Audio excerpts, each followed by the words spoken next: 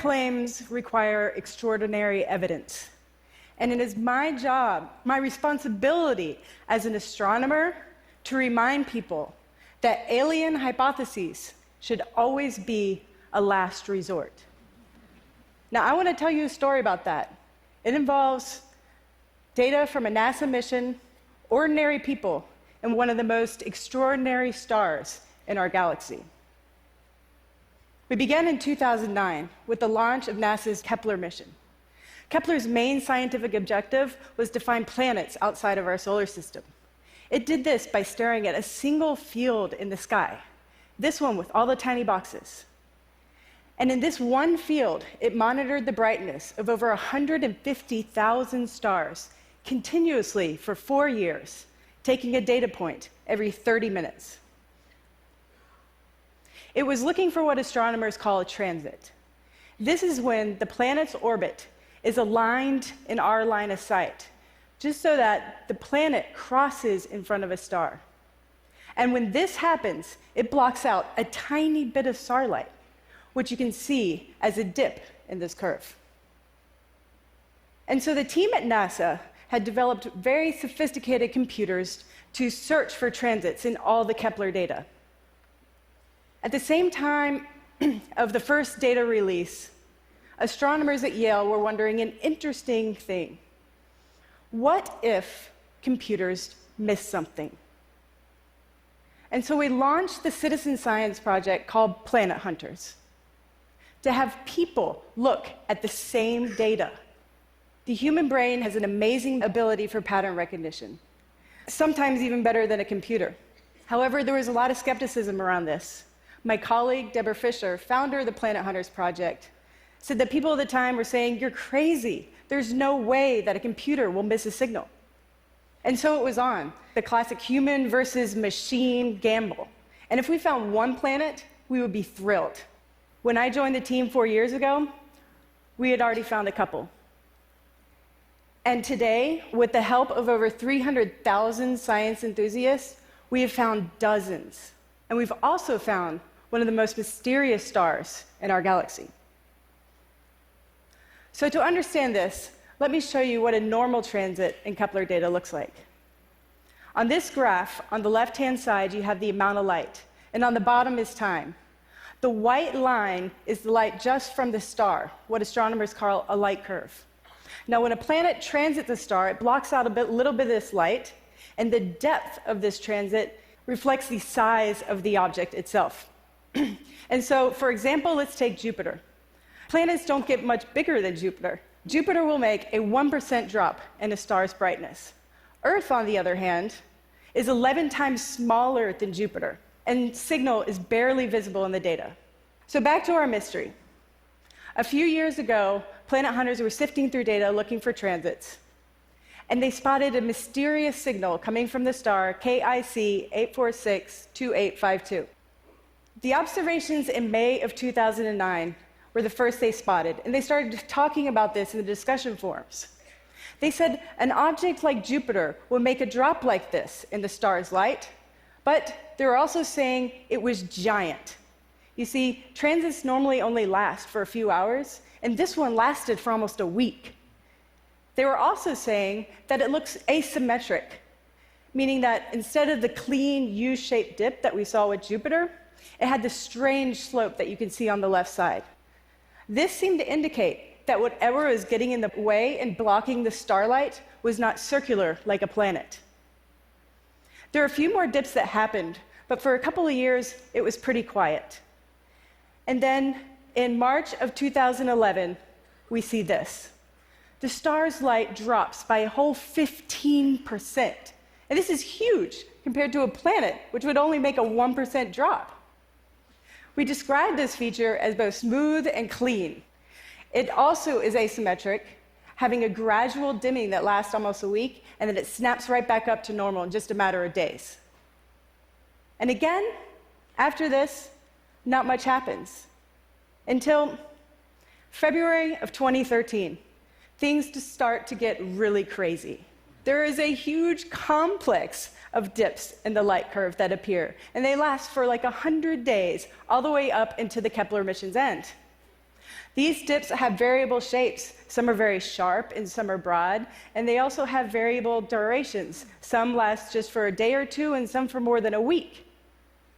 And there's also up and down trends within some of these dips, almost like several independent events were superimposed on top of each other.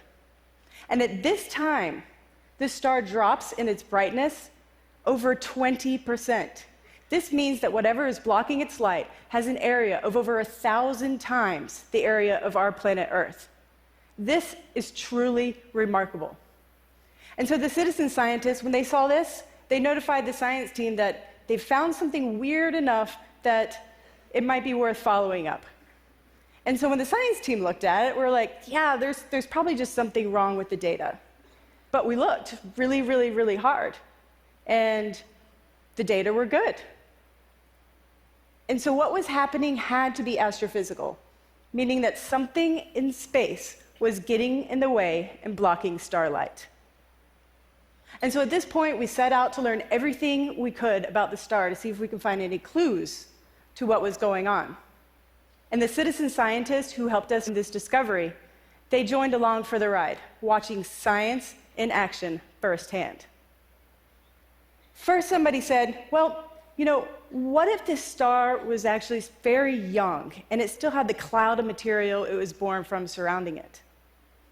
And then somebody else said, well, what if the star had already formed planets and two of these planets had collided, similar to the Earth-Moon forming event? Well, both of these theories could explain part of the data, but the difficulties were that the star showed no signs of being young, and there was no glow from any of the material that was heated up by the star's light. And you would expect this if the star was young or if there was a collision and a lot of dust was produced. And so somebody else said, well, how about a huge swarm of comets that are passing by the star in a very elliptical orbit? Well, it ends up that this is actually consistent with our observations. But I agree, it does feel a little contrived. You see, it would take hundreds of comets to reproduce what we're observing. And these are only the comets that happen to pass between us and the star. And so, in reality, we're talking thousands to tens of thousands of comets. But of all the bad ideas we had, this one was the best. And so we went ahead and published our findings. Now, let me tell you, this was one of the hardest papers I ever wrote.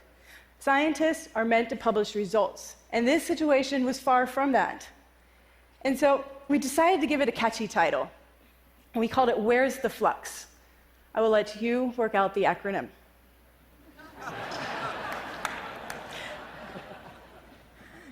So this isn't the end of the story. Around the same time I was writing this paper, I met with a colleague of mine, Jason Wright, and he was also writing a paper on Kepler data. And he was saying that with Kepler's extreme precision, it could actually detect alien megastructures around stars, but it didn't. And then I showed him this weird data that our citizen scientists had found, and he said to me, crap, Tabby, now I have to rewrite my paper.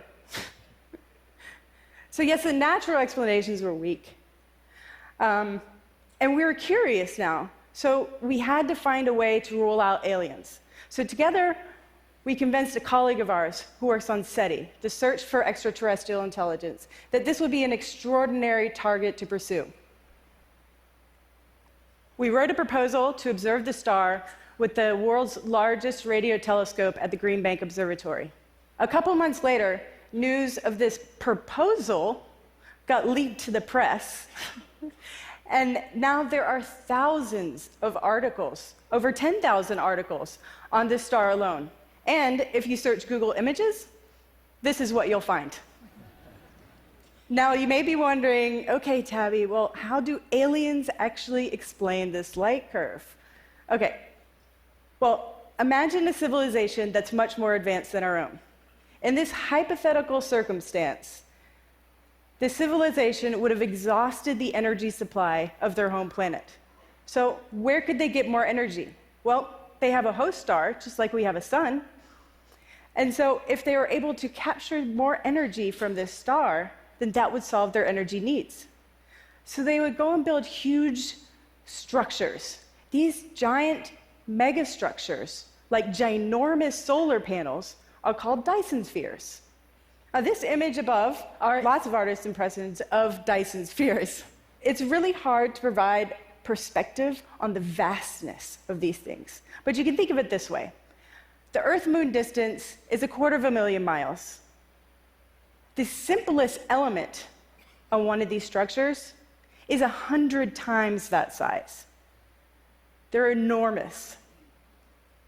And now imagine one of these structures in motion around the star. You can see how it would produce anomalies in the data, such as uneven, unnatural-looking dips. But it remains that even alien megastructures cannot defy the laws of physics. You see, anything that uses a lot of energy is going to produce heat. And we don't observe this. But it could be something as simple as they're just rewriting it away in another direction, just not at Earth. Another idea that's one of my personal favorites is that we had just witnessed an interplanetary space battle and the catastrophic destruction of a planet. Now, I admit that this would produce a lot of dust that we don't observe, but if we're already invoking aliens in this explanation, then who's to say they didn't efficiently clean up all this mess for recycling purposes? You can see how this quickly captures your imagination. Well, there you have it. We're in a situation that could unfold to be a natural phenomenon we don't understand, or an alien technology we don't understand. Personally, as a scientist, my money's on the natural explanation. But don't get me wrong, I do think it would be awesome to find aliens. Either way, there is something new and really interesting to discover. So what happens next? We need to continue to observe the star to learn out more what's happening. But professional astronomers, like me, we have limited resources for this kind of thing. And Kepler is on to a different mission. And I'm happy to say that, once again, citizen scientists have come in and saved the day. You see, this time, amateur astronomers with their backyard telescopes stepped up immediately and started observing the star nightly at their own facilities. And I am so excited to see what they find. What's amazing to me is that this star would have never been found by computers because we just weren't looking for something like this. And what's more exciting is that there's more data to come. There are new missions that are coming up that are observing millions of more stars all over the sky.